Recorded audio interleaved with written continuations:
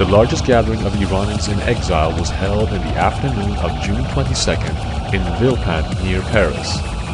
600 political dignitaries, lawmakers, and jurists representing various political backgrounds from 50 countries around the world took part in this event.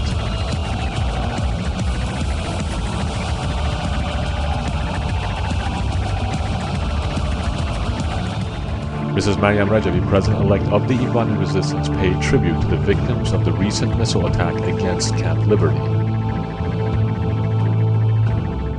Senior U.S. lawmakers, including Senators Robert Menendez and Carl Levin, participated in the event by sending messages of support. A delegation from the U.S. Congress also took part in the gathering.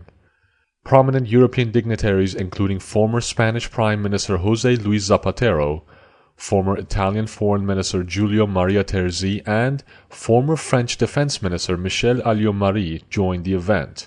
Dozens of parliamentary delegations from across the globe also announced their support for the Iranian resistance and Ashraf and Liberty residents. Hello and greetings to all of you gathered today in Paris. I'd like to thank Mrs. Rajavi for the opportunity to speak to you today. I join you in solidarity in condemning the latest deadly rocket attack on Camp Liberty that killed 2 and wounded many more. The second attack since February when 8 were killed and scores injured. These acts of violence are unforgivable and only serve to prolong the day when the people in Camp Liberty and the people in Camp Ashraf can live without fear and uncertainty. جان‌هایی از دست رفته پاسخ بدهید، زیرا بی‌اعتنایی به یک جنایت قابل پیشگیری دیگر نه مماشات است، نه بزدلی است و نه انفعال. این مشارکت در جنایت است و عاملان آن باید محاکمه شوند. Not long ago I traveled to Iraq with members of the United States Congress. We met with President Maliki. We had one major request. We wanted to go and see for ourselves the people of Camp Ashraf and the conditions they lived in. And his answer was no, no, no. And the reason was he had something to hide. And Maliki still has something to hide in Camp Liberty.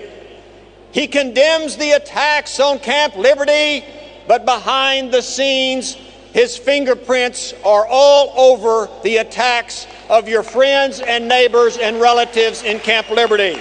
The Iraqi government must immediately investigate these vicious attacks and use all possible measures to prevent future violence against these defenseless residents.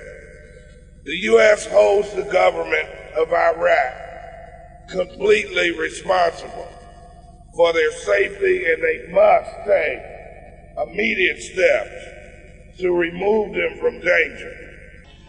And we have come to support your President-elect, Madam Maryam Rajavi, who has led this relentless fight against terrorism, the fight against fundamentalism, the fight against tyranny, the fight for a free Iran, and the fight for a peaceful nation.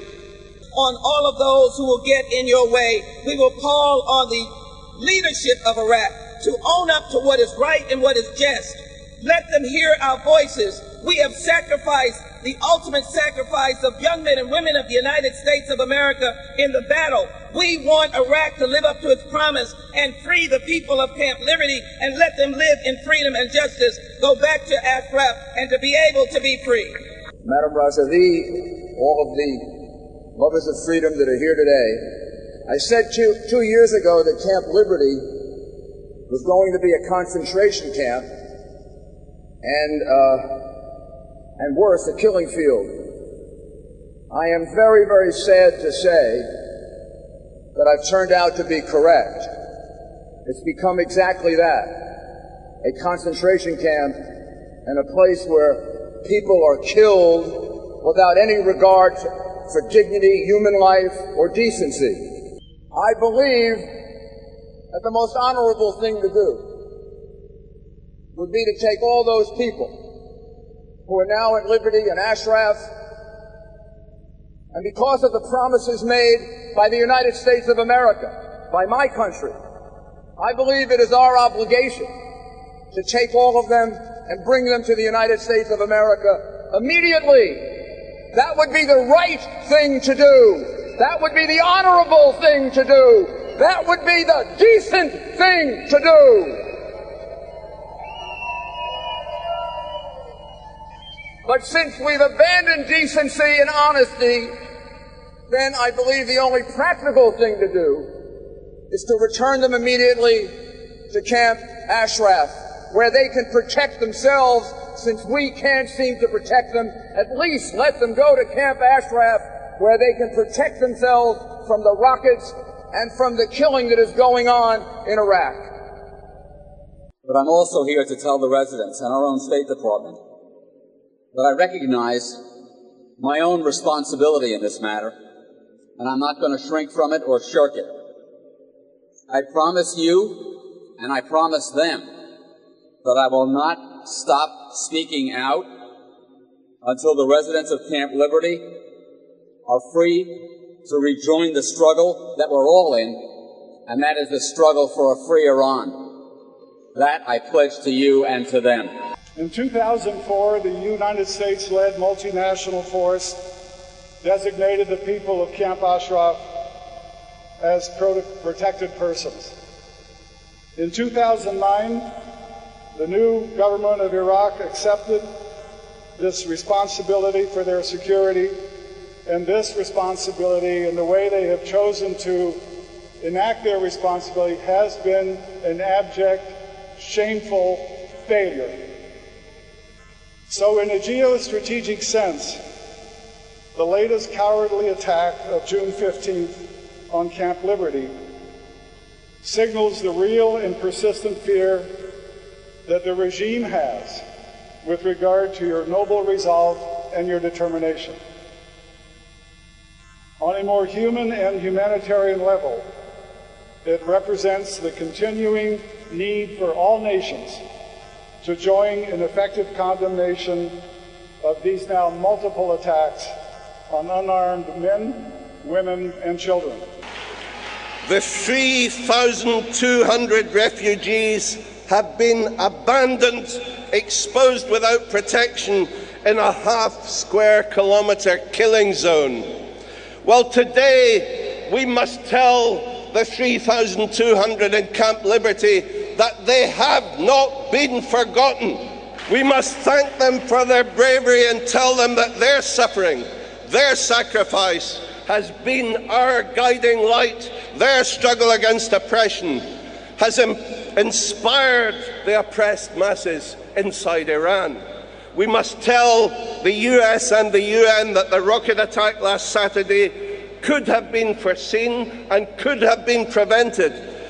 And we hold them responsible for the deaths and injuries that occurred.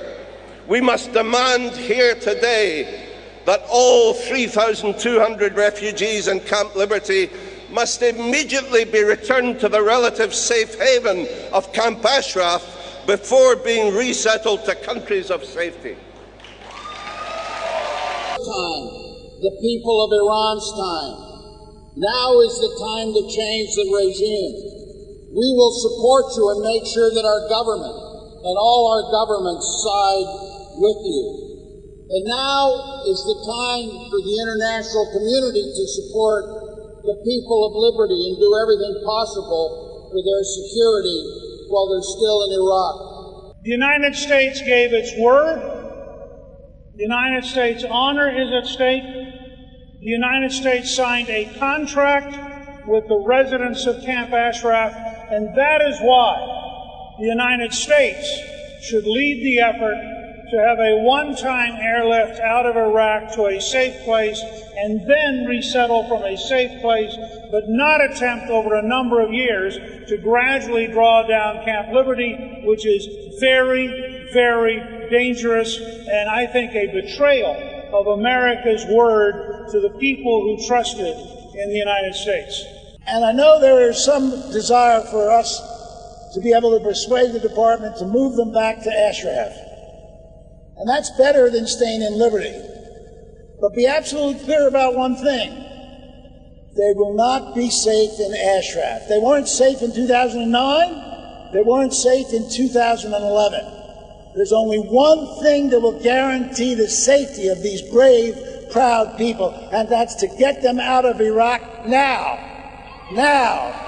We have no choice but to live up to our obligation, the United States of America, and get these people out of Iraq to safety.